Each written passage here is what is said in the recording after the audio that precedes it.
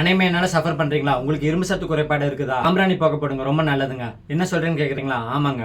என் கையில் இருக்கிறது பார்த்தீங்கன்னா இரும்பு சாம்பிராணி கரண்டி. ஃபுல்லாக ஹேண்ட்மேடில் பண்ணியிருப்பாங்க. எந்த ஒரு கெமிக்கல் கோட்டிங்குமே இருக்காது. ஹெவி வெயிட்டாக இருக்கும். ஸோ இதில் டிஃப்ரெண்ட் சைஸஸ் அவைலபிளாக இருக்குது, டிஃப்ரெண்ட் மாடலும் அவைலபிளாக இருக்குது. ஸோ இது என் கையில் பார்த்தீங்கன்னா 2 டிஃப்ரெண்ட் மாடல்ஸ் இருக்குது. இது ரொம்ப குழி கம்மியான மாடல், இது ரொம்ப ஆழமான மாடல்.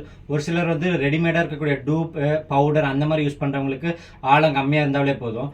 ஒரு சிலர் கொட்டாங்குச்சியை வந்து யூஸ் பண்ணுவாங்க, அவங்களுக்கு வந்து நல்லா ஆழமாக வேணும், எசென்ஷியல் ஆயில்ஸ் யூஸ் பண்ணுவாங்க, அவங்களுக்கு இந்த மாதிரி ஆழமான ப்ராடக்ட் ரொம்ப யூஸ்ஃபுல்லாக இருக்கும்.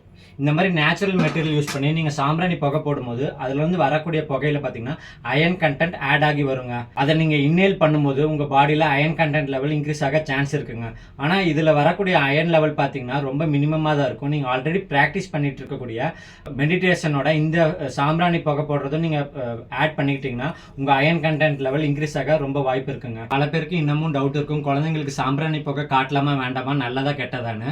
நீங்கள் யூஸ் பண்ணக்கூடிய சாம்பிராணி மெட்டீரியல் பார்த்தீங்கன்னா நேச்சுரலான மெட்டீரியலாக இருந்துச்சுன்னா ரொம்ப ரொம்ப நல்லதுங்க, கண்டிப்பாக யூஸ் பண்ணலாம். குழந்தைங்க குளிச்சு முடிச்சதுக்கப்புறம் இந்த மாதிரி நேச்சுரலான இரும்பு சாம்பிராணி கரண்டி யூஸ் பண்ணி சாம்பிராணி புகையை அவங்க ரூமில் விடும்போது அவங்களுக்கு காஃப், கோல்டு, ஸ்கின் ப்ராப்ளம் எதுவுமே வராதுங்க.